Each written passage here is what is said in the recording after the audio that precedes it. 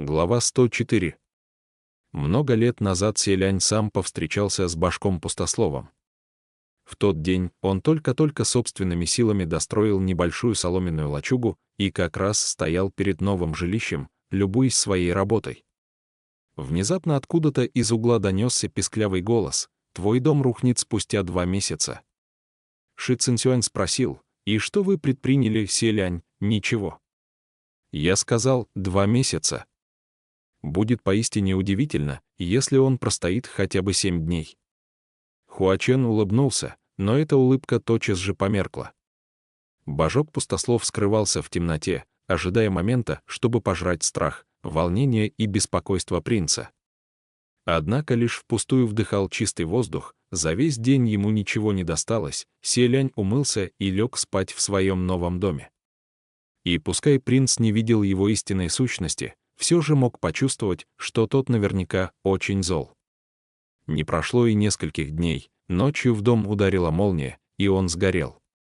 Божок-пустослов ужасно обрадовался, должно быть, посчитал, что сгорел, это почти то же самое, что рухнул, а значит, его проклятие сбылось, и Селянь на этот раз уж должен испугаться. Однако этого не произошло. Твари по-прежнему не досталось ничего, чем можно утолить голод. Разумеется, он не мог просто так отступиться и потому принялся следовать за Селянем, дожидаясь следующего радостного события в жизни принца. Кто бы подумал, что ему придется ждать больше полугода.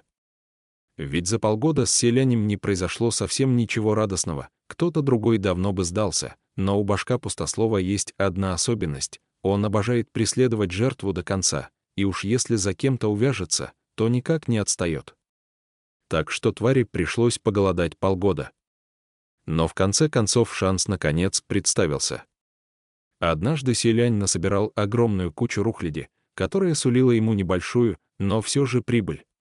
Божок-пустослов возрадовался до колик, ему пришлось терпеть столь долго, что теперь он решил приложить все свои умения и, болтая без передышки, выдал длиннющую тираду проклятий, предсказав Селяню красочную жизнь в чревоугодии, пьянстве, разврате и азартных играх, в процессе которой тот заразится страшной болезнью, разорится и останется в долгах, как в шелках. Селянь же подсчитывал будущую прибыль и с удовольствием его слушал. А дослушав, как обычно, умылся и уснул. Башку-пустослову снова ничего не досталось. Той же ночью куча мусора, которую насобирал Селянь, загорелась. Потушив пожар, измазанный сажей Селянь сокрушенно обратился к Башку-пустослову: «Какая жалость! Все сгорело, ни на грош не осталось. Мне не удалось испытать ничего из того, что ты вчера наговорил. Жить как во хмелю и умереть как во сне, среди житейских страстей и богатства. Мне показалось, ты очень интересно рассказывал.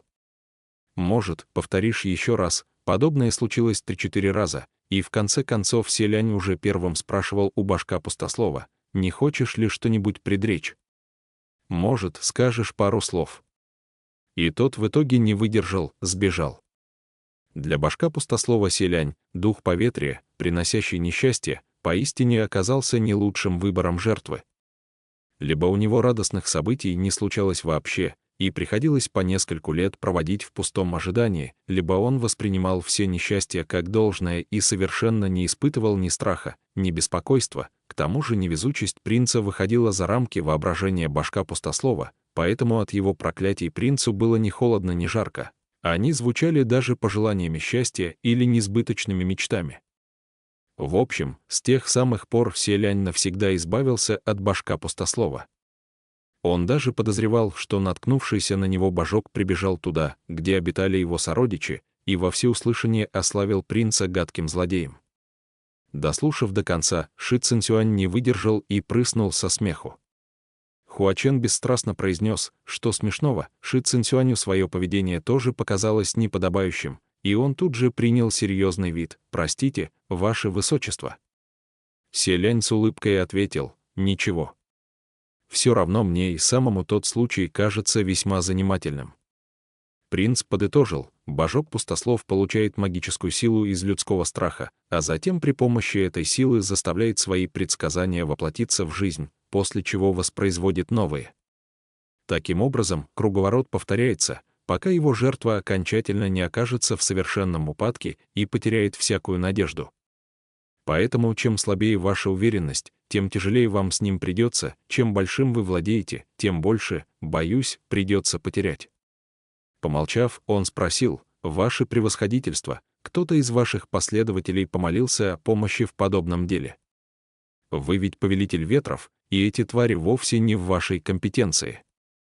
Если вам пришла такая молитва, можете перенаправить ее богам войны». Ши Цинсюань же ответил: «Это не кто-то из моих последователей. А я сам повстречался с ним». На этот раз Селянь поразился еще сильнее: «Вы сами». Но божок-пустослов обычно не слишком осмеливается докучать небожителям. А если такое все же случается, с высоты своего величия небесным чиновникам не стоит его бояться. Ши Цинсюань вздохнул: «Если бы я встретил его после Вознесения, разумеется, случай не стоил бы беспокойства, но...» Это долгая история. Рассказывают, что несколько сотен лет назад повелители ветров, и вот, как простые смертные, родились в семье знатного и богатого купца. Ши Цинсюань был вторым сыном, и его рождение принесло в дом всеобщую радость. Ребенка нарекли молочным именем Сюань. В честь его появления устроили щедрую раздачу бесплатной каши голодающим и другие благотворительные мероприятия. Тогда к дому пришел гадатель, выпил каши, посмотрел на младенца в пеленках, спросил гороскоп его рождения и изрек такие слова: «Раз уж я отведал вашей каши, то скажу вот что. Судьба вашего сына пусть и благоприятна, но все же не так проста. Если хотите уберечь его от беды, нужно действовать как можно скромнее, чтобы не воспитывать в нем с детства стремление показать себя. Не дозволяйте ему гоняться за славой и накажите молчать о богатстве. Так он сможет прожить свою жизнь в мире. И ни в коем случае не устраивайте праздников в его честь, не то навлечете дурное». Слова прозвучали поистине неприятно, прямо-таки схожи с проклятием божка-пустослова. А в семье купца Ши подавно все запрещенные гадателем вещи представляли исключительную важность. Гадателя сразу без церемоний прогнали, а его слова, разумеется, никто не воспринял всерьез. Спустя несколько дней в честь Ши Цинсюаня устроили торжество с фонарями и флагами, гонгами и барабанами. Однако в разгар праздника, когда все пили вино и веселились, наперебой выкрикивая поздравительные речи второму молодому господину дома Ши, завернутому в пеленки, внезапно из-под земли раздался голос, который воскликнул: «Не видать ему хорошего начала, не видать хорошего конца». Этот голос, прозвучавший откуда-то из-под ног, перекрыл все остальные голоса присутствующих на торжестве и до ужаса всех перепугал. Пирующие в панике разбежались, а той же ночью младенец Ши Цинсюань подхватил жар, который никак не удавалось сбить, и постоянно плакал, да еще отхаркивал желчь. Все домашние от страха были сами не свои, и тут вспомнили того гадателя со странным предсказанием, которого они совсем недавно прогнали в зашей. Второпях отправившись на поиски, они отыскали его и пригласили в дом. Гадатель сказал им следующее: «Я ведь предупреждал, оставьте стремление к славе, а вы не послушали». В этот раз ребенок столкнулся с истинным божеством, и в жизни его ждут нескончаемые беды. Жар — это еще цветочки, вскоре отступит. Это пока лишь его приветствие вам, разумеется, столкнулись они именно с божком-пустословом. Вот только не простым, которого можно было легко прогнать, а самой старой и самой сильной тварью. До какой степени сильной? Он мог омрачить жизнь своей жертвы, не дожидаясь радостного события. Поэтому его называли истинный божок-пустослов. И этот самый истинный божок мог, что называется, 3 года не работать, а как заработать, кормиться 3 года. Каждый из тех, на кого он положил свой злой глаз, являлся великой личностью, пережившей высокий взлет и жестокое падение, оставившей после себя множество легенд. Кому-то удавалось его одолеть, но приходилось бороться всю жизнь, давая при этом ему немало пищи, кто-то проигрывал эту битву и становился лишь очередным источником его магических сил. За многие годы тварь накопила таких немало. Теперь же он, передохнув более 100 лет, по собственным подсчетам решил, что настало время выбраться на охоту и на этот раз непременно отхватить кусок побольше.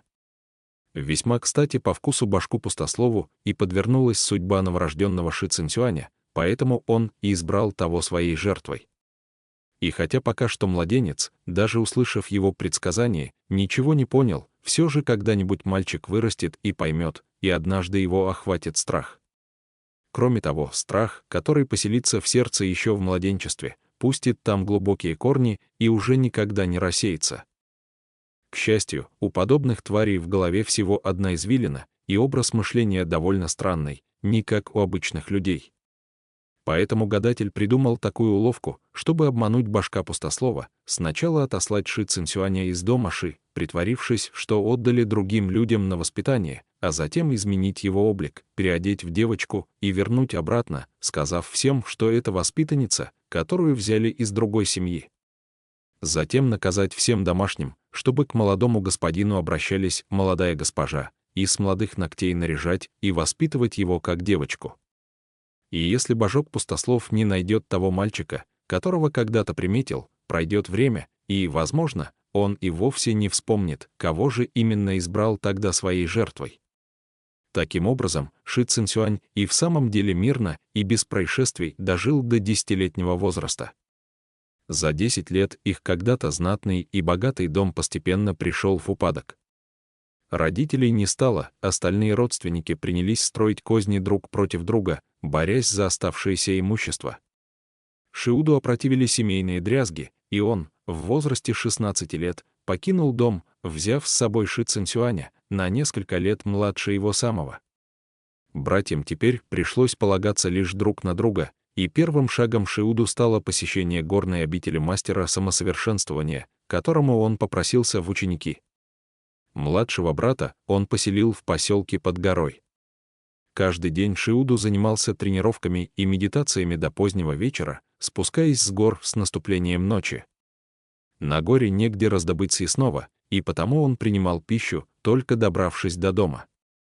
Однажды Шиуду так увлекся перенятием знания от мастера, что позабыл о времени. Ши Цинцюань долго ждал возвращения брата, но, так и не дождавшись, запереживал, что тот останется голодным, поэтому решил сам подняться на гору и принести ему еды. В те годы Ши Цинцюань был всего лишь ребенком и не умел ходить по горам, к тому же ночью повсюду стояла кромешная тьма, и ему пришлось идти с коробочкой для еды очень долго, поэтому по дороге он захотел сходить по большой нужде. Для этого Ши Цинцюань остановился на горной тропе и задрал юбку. Внезапно впереди издалека показалась темная фигура, которая спросила, а не сюанер ли это. Мальчик услышал, как незнакомец назвал его молочное имя, и решил, что это брат послал за ним кого-то с горы. Он тут же опустил юбку и ответил: «Это я». Незнакомый голос задал еще вопрос: «Гороскоп твоего рождения, такой-то год, такой-то месяц, такой-то день и такой-то час». Ши Цинцюань удивился еще больше. Во-первых, потому что незнакомец вдруг спросил его о гороскопе, а во-вторых, потому что сам назвал его без единой ошибки. Ребенок ответил: «Верно». «Откуда вы знаете?» «Кто вы?» «Вы знакомы с моим братом?» Голос не ответил, только в конце концов подозвал его: «Подойди ко мне, дай мне разглядеть твое лицо». Это прозвучало приказом. На сей раз Ши Цинцюань наконец почувствовал неладное. Подхватив коробку с едой, он пустился бежать. Но как ни бежал, все равно услышал за спиной порывы сильного ветра и безумный хохот. Тварь неотступно следовала по пятам и вдруг выкрикнула: «Ты вот-вот споткнешься и упадешь». У Ши Цинцюаня душа ушла в пятки, но едва услышав «упадешь», он и впрямь покатился кубарем и разбил коробку с ужином, размазав рис по земле. И когда тварь почти настигла ребенка, подоспел Шиуду. Увидев, что кто-то приближается, божок-пустослов исчез без следа. Шиуду поднял с земли младшего брата, который разбил до крови и измазал рисом лицо.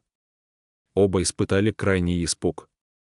Тварь все-таки обнаружила жертву, от него прятались так много лет, и когда истинный божок-пустослов отведал первый лакомый кусочек, то начал навещать мальчика с завидным постоянством, каждый раз появляясь все внезапнее. Уровень его магических сил оказался слишком высок, семейное дело дома Ши пошло прахом, и ни один из заклинателей, которых мог нанять Шиуду, не справлялся со своей задачей. Также старший брат не был способен выбросить на ветер миллион добродетелей, чтобы его голос донесся прямиком до верхних небес. И хотя тварь ни разу не покусилась на жизнь Ши Цинсюаня, братья понимали, он всего лишь хочет откормить жертву, как поросенка, чтобы затем убить. А пока что ограничивался легкими оплеухами, чтобы не забывал его бояться, но когда-нибудь наступит день для серьезного удара. Он поступал будто охотник, который не желал убивать добычу сразу одной стрелой, прервав ее мучения, а намеренно пускал несколько стрел вскользь, чтобы страх жертвы достиг предела. Именно этого он и добивался, чтобы насытиться. Словно бы медленная казнь, линчи. К счастью, наконец наступил шанс изменить ситуацию к лучшему. После нескольких лет тяжких тренировок и резких скачков в самосовершенствовании Шиуду вознесся на небеса. Едва это произошло, он сразу же подтянул Ши Цинсюаня до чиновника средних небес и помогал брату всевозможными ресурсами. И вот не прошло и нескольких лет, как Ши Цинсюань также успешно достиг вознесения. С тех самых пор о башке пустослове не было ни слуху, ни духу. Ши Цинсюань посчитал как само собой разумеющееся, что тот наконец отступился, встретившись с непосильной задачей. Однако, возможно, он лишь слишком многого хотел. Несколько дней назад Ши Цинсюань отправился выпить вина с друзьями и в самый разгар хмельного веселья вдруг услышал над ухом чей-то голос, полный злобы. Даже не мечтая еще когда-нибудь увидеть своего брата, голос оказался до дрожи знакомым. Начиная с 10-летнего возраста и до дня своего вознесения Ши Цинсюань слышал его почти каждый год по паре раз. Страх перед этой тварью давным-давно въелся в его кости, поэтому теперь голос прозвучал над ухом подобно взрыву грома. Ши Цинсюань мгновенно протрезвел и с перепугу ночью помчался во владение Пэймина, чтобы своими глазами убедиться, что Шиуду как раз прекрасно проводит время в компании Линвэнь и Мингуана. Лишь тогда его сердце перестало колотиться как бешеное. После он начал подозревать, не мог ли тот голос ему померещиться.